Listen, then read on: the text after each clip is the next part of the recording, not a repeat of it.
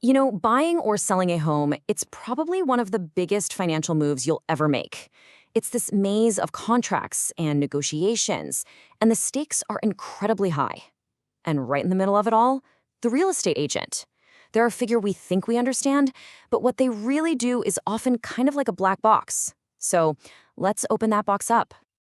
So, what do they really do? Are they just a salesperson with a key to the front door? A glorified tour guide for houses? Or is it something more?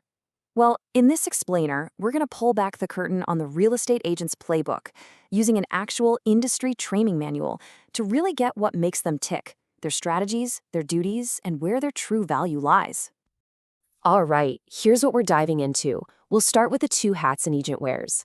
Then we'll crack the code on their success formula.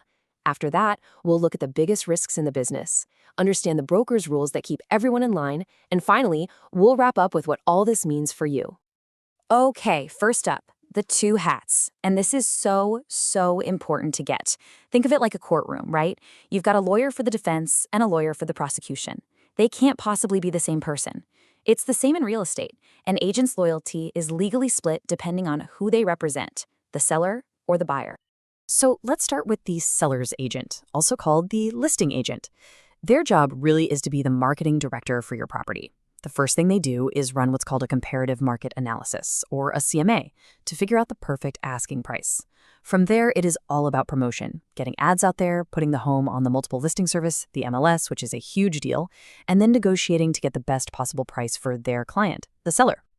And on the flip side, you have the buyer's agent. Their role is to be your personal guide through what can be a really confusing process. Their value really comes down to three things. First, counseling you, helping you make sense of all the property info. Second, negotiating, helping you put together an offer that's actually going to work. And third, managing that mountain of paperwork to make sure everything closes smoothly and on time. And here is the most crucial point of this whole section. It all boils down to this thing called fiduciary duty. That's a fancy legal term, but it just means they have a legal obligation to act in your best interest. A seller's agent's duty is only to the seller. A buyer's agent's duty is only to the buyer.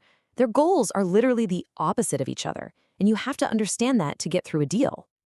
So if their goals are always in opposition, how does an agent actually succeed? How do the really good ones, the top performers, consistently get results? Well, it turns out the industry playbook has a formula for this, and it's surprisingly simple, but it is incredibly powerful. And here it is. This is the mantra, the secret sauce you'll hear in every real estate coaching seminar. Activity plus consistency equals production. Activity is just the hustle, making calls, sending emails, networking. Consistency is the discipline to do that stuff every single day. And the result? Production, which is just industry talk for closing deals and making money.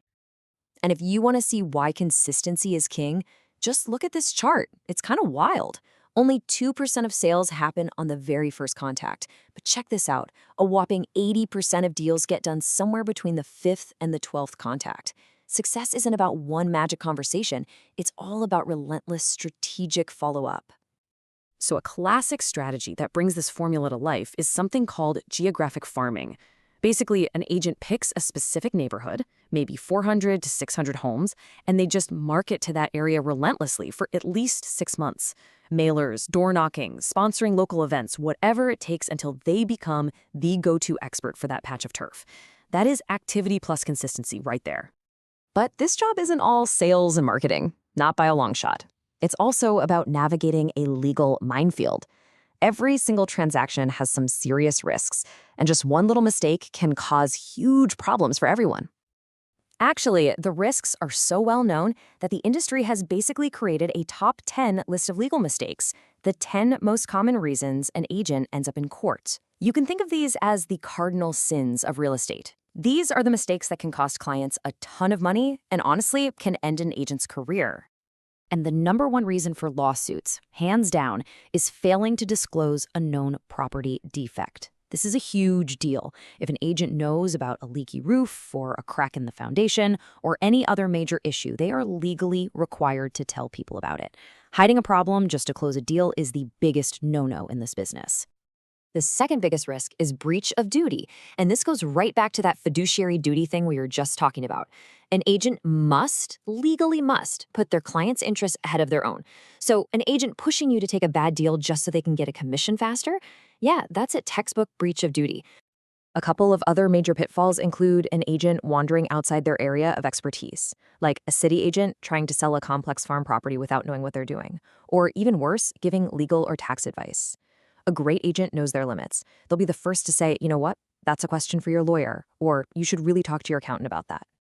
Okay, so with all these risks, who is making sure agents are actually following the rules? Who's managing all this? Well, that's where the broker comes in. You see, every single agent works under a supervising broker who is, at the end of the day, responsible for everything they do.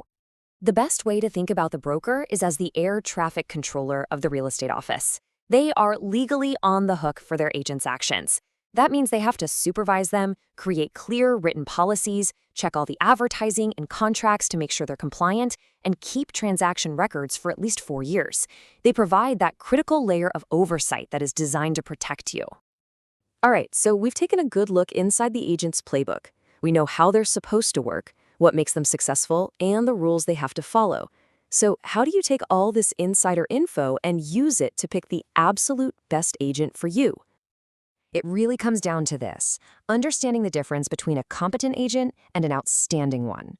A competent agent, yeah, they'll get the job done. They'll list your property or help you buy one.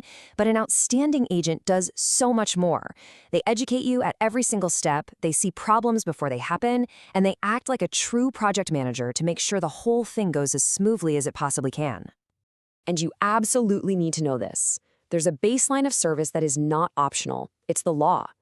Any agent representing you must tell you about all the important information. They must answer your questions and present every single offer that comes in.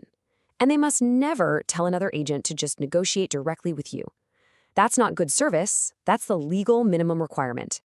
So, as we wrap this up, this is really the question I want to leave you with. Is your agent a guide, or are they just a gatekeeper? Are they someone who just unlocks doors for you? Or are they an expert who's going to navigate you through one of the most complicated and important journeys of your life? The playbook's open now. You know exactly what to look for.